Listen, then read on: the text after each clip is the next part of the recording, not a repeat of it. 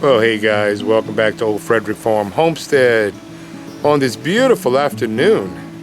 I mean, wow, what a change. I mean, it's, I think in the low 90s, high 80s maybe. Feels great.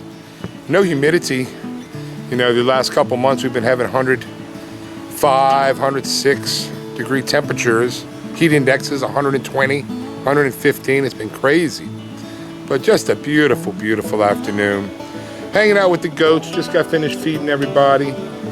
Everybody's kind of kicking back now after a long day, and gonna take it easy after they have their little full bellies. And everybody's doing awesome. Mamas are being really good.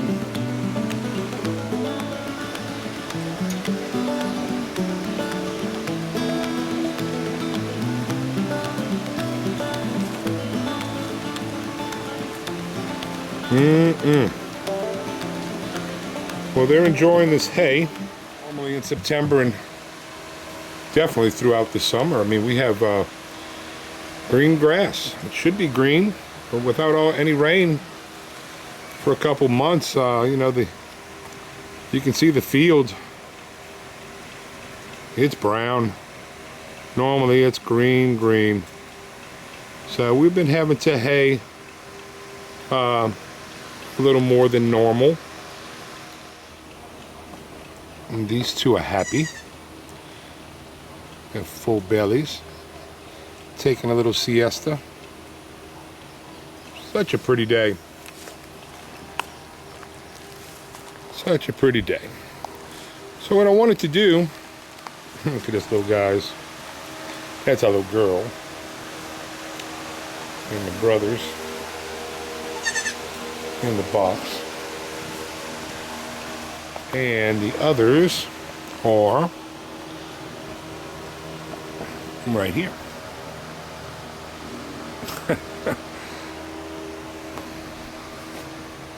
So, got everybody fed. I'm going to take a walk around the property in the goat yard and just check their fences, make sure everything's secure. So if you'd like to take a little walk, a little tour, come on along. The fan's still running. I guess they have a little over an acre back here. And we've been blessed not to have any predators, problems. I can keep everything lit real good at night. Back corner right here. It's old fencing, but I'll tell you, it contains them, keeps them in. A lot of downed tree limbs we're gonna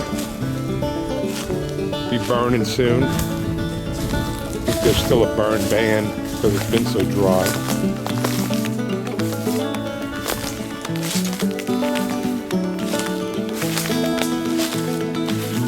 It's pretty back here.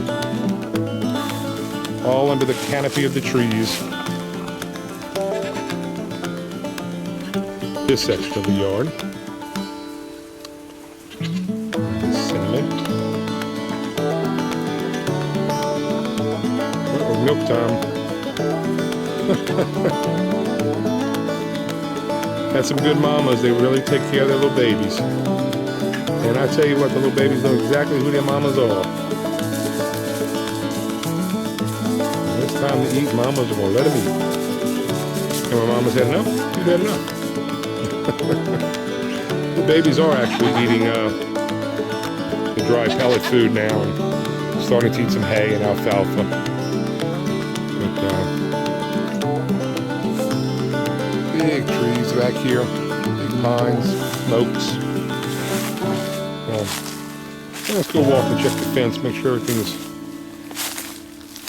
looking good. I like to do that every so often.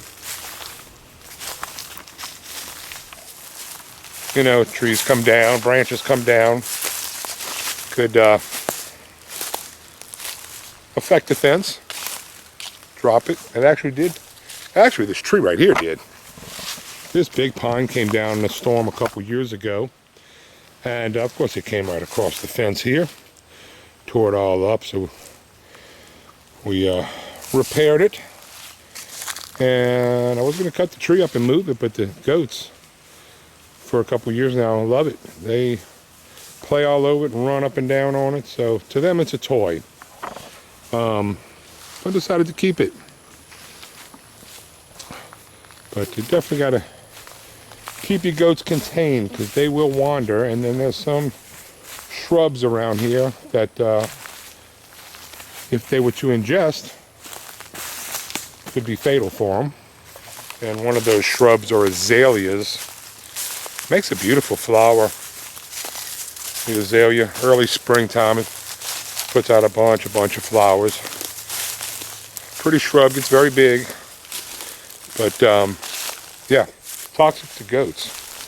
So we gotta keep an eye on our little critters that they don't get out. And we've been blessed, they've never gotten out. And if they did, well, the few times actually they came through the gate, they didn't go far, they stayed right there. Literally right there in the grass, and did their thing. Let's go this way. Let's see. The fence back here. That's the other corner. So from here, all the way back down and through trees, all the way back to that back corner over there. It's quite a big distance, I mean, about 300 something feet. The fencing looks good. Everything's tight.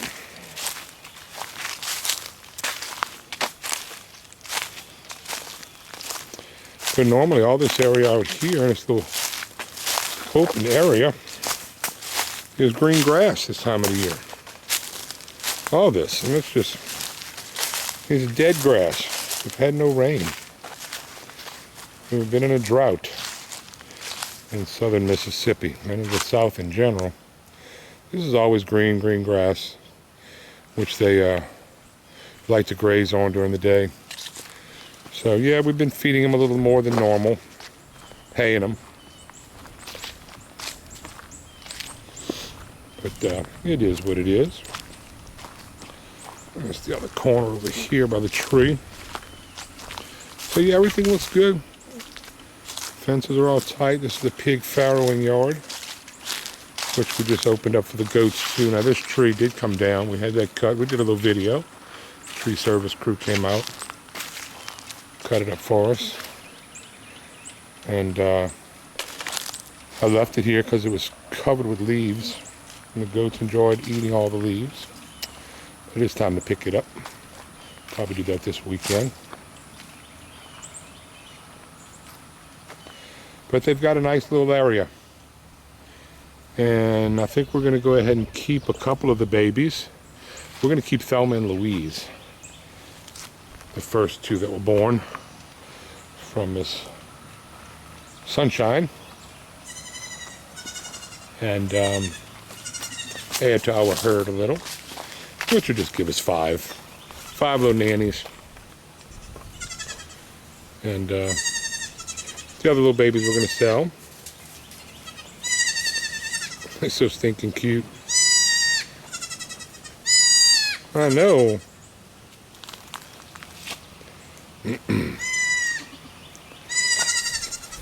And this project was started and never completed. They back up a little bit. All the 4x4s concreted in, and the beams going across are starting to rot out. The 4x4s are solid. They're not going nowhere. So I'm going to take all that down, leave the 4x4s up, reframe it, add a 4x4 to this corner on the end here, reframe out the top. And I was going to build a little lean-to, maybe a little A-frame going across, you know. Build a little lean-to, a little shelter area, or I could always add some stalls and walls later if need be. This cage was a box turtle cage that my father-in-law had built for us. We had box turtles at one time, and it was really set up cool. You know, you open it up right here, and you could easily walk in, and it's a mess right now, nothing in there. But we had a little waterfall and just cool little setup for some little box turtles we had. And the little farrowing stalls that I put together with pallets. 4x4s and pallets, I'll tell you what. And this worked out great for the old pigs to have their babies. We had, I think Daisy was in this stall. I got a door cut right here, the door opens, you know. And then, you know, their entrance. Daisy and her babies, they could come out into their yard, which we had this fence right here, go all the way across, so it divided the two. And this was Daisy's area. This Pookie had the other area. But this is all made out of pallets. And it's solid. Another little door cut here. This was Pookie's little area. And when we breed again, this is where we'll get the mamas to have their babies. We thought maybe the goats would use it, but they didn't. We'll just keep the doors closed right here, but the goats do have access to that yard. We'll just keep that gate open, and we do have another gate over here. Let they go in and just play, eat, whatever. It's almost Pookie's entrance and exit with her babies for their yard. But yeah, tell you what, you can do a lot with pallets. Maybe not the prettiest, but it's very strong, and it worked out great. So everything came out nice. Quail cages are all complete. Everybody's fed this evening. And so this is Thelma and Louise. That is Thelma, I believe. And the sister, Louise, is right here. And we'll keep those two and add to our little herd.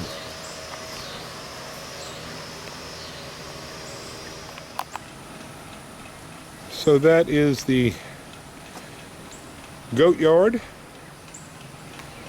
the goat station. We do have our eye in the sky up here, the trail cam, our solar powered Keen Ranger PT that we can tune into 24/7, and it pans and tilts so we can get a 360-degree view to keep an eye on our little goats. Excellent infrared at night, really see good. Of course, we keep it all lit up, so nighttime almost looks like this. So everybody's doing wonderful. And this is going to be the two new additions, permanent additions to the farm. Huh. That's so cute.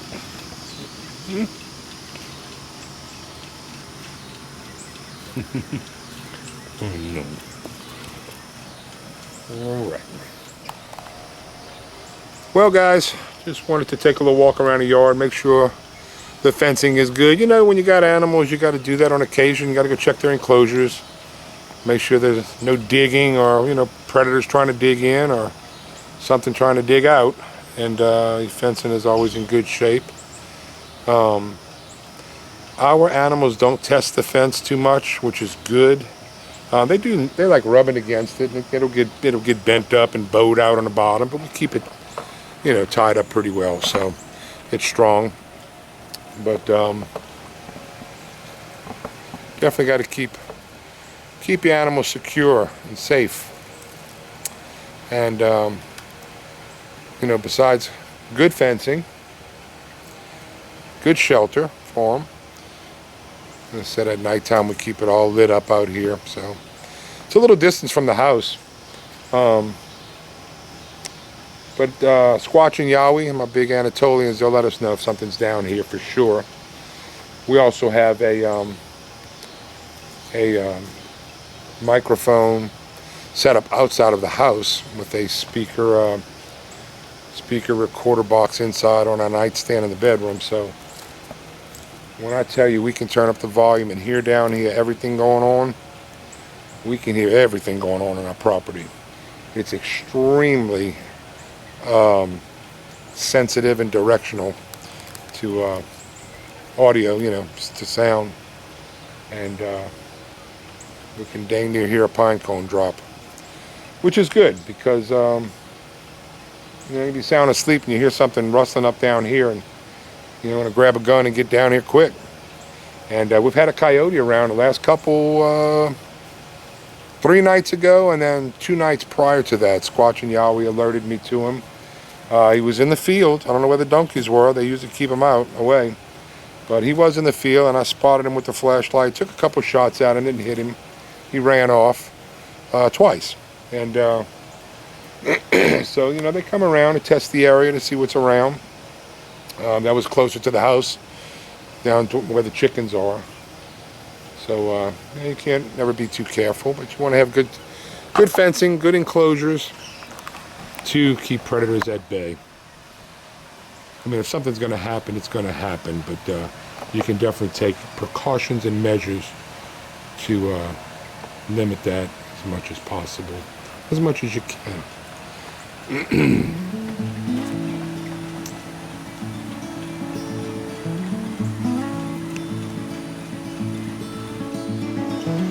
Well, guys, I think that's going to do it for this afternoon. We've got everybody fed, everybody's happy.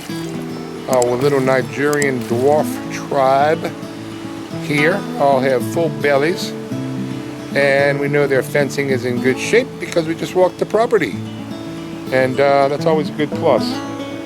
But again, thanks for stopping by, guys. If y'all like our videos, hanging out on the farm, give us a thumbs up and like, and please subscribe to our channel. It's a big help, and we just really appreciate that. It means a lot. So with that, we are going to say good night or good morning, wherever it may be for you. And we will see you soon. Hope everyone has a very blessed evening. Thanks now. Well, take care.